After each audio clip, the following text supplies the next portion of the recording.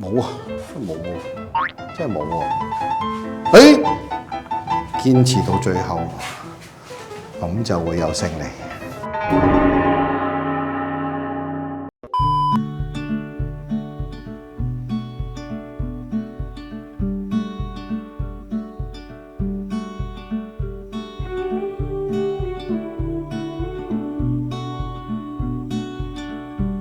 裝修諗爆頭，睇梁師傅唔使愁。大家好，我係 ST 梁師傅。今日同大家嚟到邊度呢？呢度係元朗啊，上浩庭有個單位呢，我哋做局部裝修。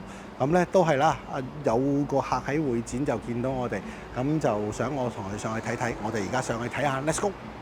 好，咁啊入到單位啦，咁我哋睇翻啲牆身先。首先呢，我哋睇下個掃痕有冇啦，咁跟住摸一摸佢啦，其實畫正嘅。咁啊睇下呢邊啦。都好畫正嘅，畫正嘅。咁咧嗱，呢啲局部裝修嘅時候咧，啲門咧要包佢啦，冇容易撞翻撞啦。廁所啦，通常我哋就揾嘢塞翻住佢啦，因為成間屋就臭晒嘅。呢啲位揾啲嘢塞下去啦，因為呢排落雨多啊。呢個可能唔啱用，呢個可能遮窗門嘅。嗱，咩會出落街嘅？咁咧，最好啲嘢黐佢先。我抄啲皺紋紙翻嚟，黐佢先。有冇皺紋紙啊？有冇皺紋紙啊？睇下我啲皺紋紙啊，幫我睇下有冇膠紙之類嘅嘢。哎，用晒，真係冇喎！哇，冇啊，真係冇喎！堅持到最後，咁就會有勝利。係啦，其實咧都係擋住啦，等啲風雨咧唔好直接出入嚟嘅啫，係有啲幫助嘅。嗱，大家會睇到嘅，呢啲咧就係之前我所講嘅多點鎖啦。如果之前嗰幾集嘅朋友都睇過，呢啲就係多點鎖啦。咁我哋傳統嗰啲就係普通嘅手掣啦，係啦，個設計唔同嘅，設計唔同㗎嚇。多點鎖嘅鎖窗咧係會密度高過普通嘅鎖嘅，呢個真嘅。因為點解咧？呢隻鎖咧，佢純粹係靠兩隻嗰啲耳仔咧扣住嘅啫。咁呢個咧，你會見到咧，佢上面冇嘅。咁但係咧，佢係喺側邊咧有幾個鎖口嘅，1、2、3咁樣咯。咁佢個緊密度高啲，咁所以有分別喺度。所以成個配件啊，成個配置都唔同嘅。你可唔可以做下變多點鎖咧？咁就難改啲咯，係啊，真係難改啲啊！有可能嗰個槽都唔同嘅，個前數貴啲㗎，係啊，個多點鎖貴啲嘅，因為成排配件都貴啲啦。抽氣扇啦，抽氣扇要提一提大家啦。如果新買嘅或者舊有原引水更換嘅話咧，大家要注意一下啦。個 size 個窿咧會有少少唔同嘅。大家留意啦，我哋呢個圓窿嚟嘅，後面嗰個圓窿嚟嘅，同埋個窿咧會有少少唔同嘅方抽，譬如好似呢個8寸嘅8寸方抽啦，係啦，咁啊後面咧有機會圓窿或者方窿嘅，大家要留意下，因為點解咧？佢哋去電器鋪買咧，佢問你圓抽定係方抽嘅，呢啲就係面頭就係方，但係個窿就係圓嘅，點解咧？過嚟睇下，嗱。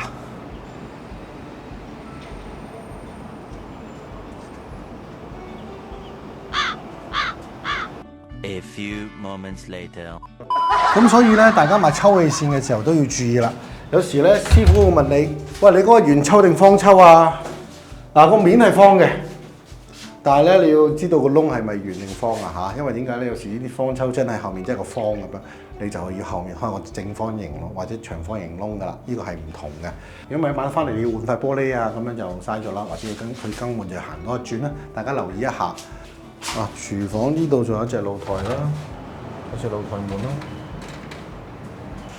冇乜大嘅問題啦，係多層啦。咁裝修期間一定係有㗎啦。露台咧，其實咧都有少少注意嘅。第一時候咧，如果我哋翻到嚟收到個樓之後咧，我哋首先要睇下個露台碌順唔順啦，順唔順啦。咁呢隻趟門都順嘅。有時可能已經變咗形啦，有時唔係個碌變形啊，係下面呢條槽咧係變咗形嘅，有時會升咗上嚟喎，會有爆鋼筋情況咧，直接門開唔到嘅，有機會。咁大家要買嘅時候或者係睇維修嘅時候，留意下呢啲磚有冇起咗嚟啦。係啦，跟住之後咧，露台呢度嗰啲扶手欄河有冇生鏽啦？好多時都會有嘅嚇。咁啊，同埋呢啲豬瓦仔咧，有冇準備跌落街啦？都有機會嘅，所以大家要留意呢啲位置咯。係啊，因為我通常咧，越30年樓，即係新樓未計啦，但係而家我哋30年驗樓咧，係包括驗露台啦、驗花槽啦，同埋驗晾衫架嘅。咁所以大家要留意一點啦。咁啊，跟住同埋咧燈啦，係啦，露台上面嘅燈啦。如果露台太高嘅話咧，我都唔建議你哋自己走去換燈嘅，因為其實燈都唔應該個業主自己走換，通常都係揾翻啲合資格人士去換嘅啦。咁但係有時喂冇理由換一盞燈要俾幾百蚊或者1000蚊去換噶嘛，係咪？咁但係露台燈因為牽涉個安全性咧，大家要注意一下啦。咁啊，大家都唔建議自己走去換嘅，因為都要做多少少安全措施啦。好，今日我哋上嚟睇咗啦，咁啊單位咧就係等緊家私同可以清下牆嘅啫，咁同埋有啲位置唔係咁靚嘅，執翻去啦。咁我哋今集係咁多啦，拜拜。如果大家中意呢類家居分享影片嘅話咧，記得 comment、share、like 同埋 subscribe 我哋啦。想裝修同維修嘅你，快啲 WhatsApp 我哋啦！